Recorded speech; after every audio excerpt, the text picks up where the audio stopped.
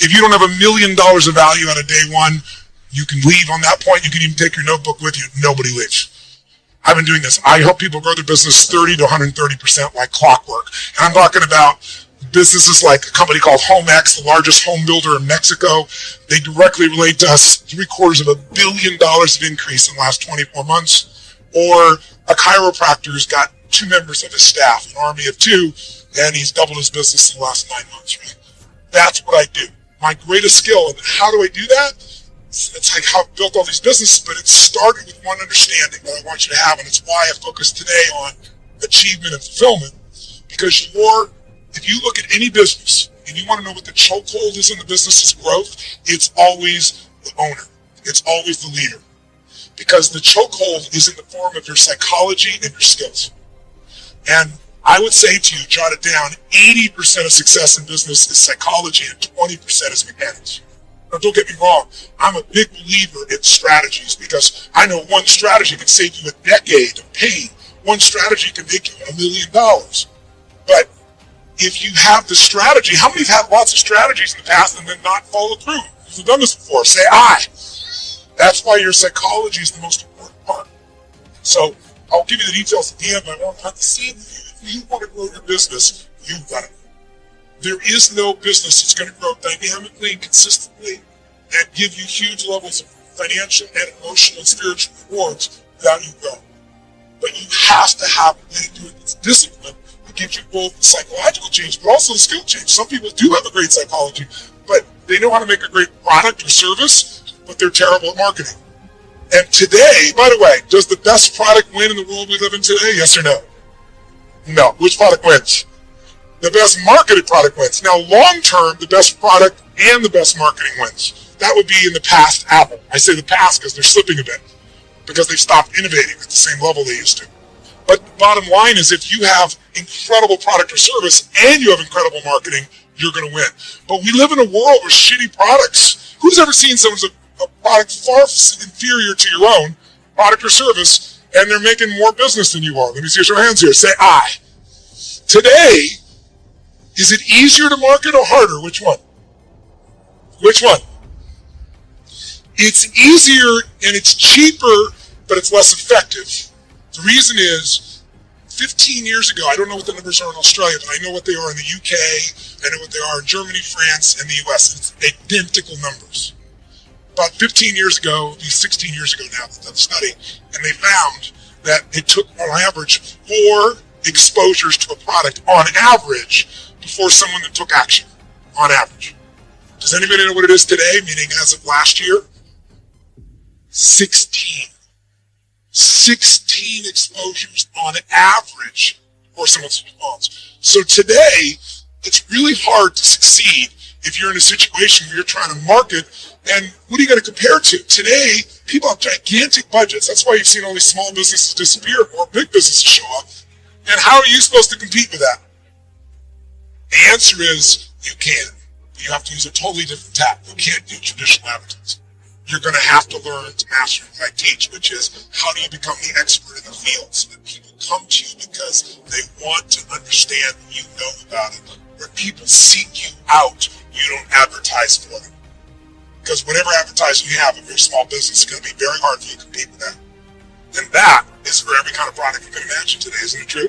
So a lot of people get down and out. It's just because they don't understand. It is so easy in the world we live in today to develop a level of expertise where your marketing is not marketing, it's adding value. If there's one way to become wealthy in business, there's only one way to stay wealthy. Find a way to do more for others than who? Than who? Than anyone else. If you find a way to add more value than anyone else in your category, you will completely dominate that marketplace. And if you keep doing it, and you keep innovating, and you keep growing, you can go from a tiny little business where everyone else dominated you to where you're the dominant force.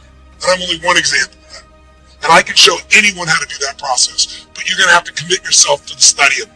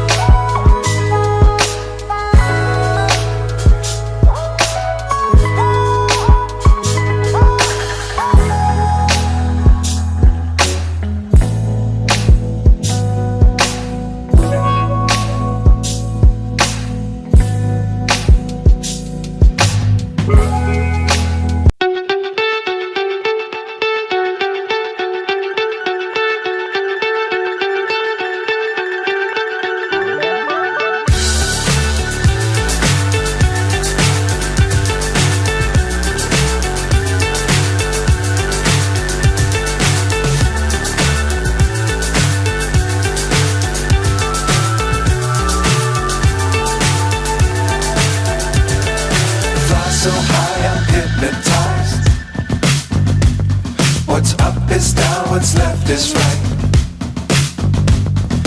Chasing stars and holding you. I can't see the end, but we'll see it through.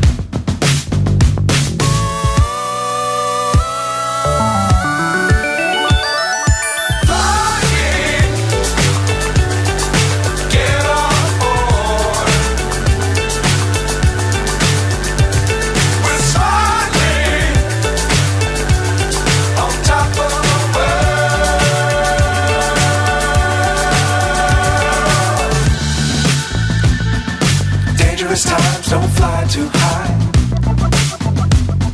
Be sure to keep the ground in sight.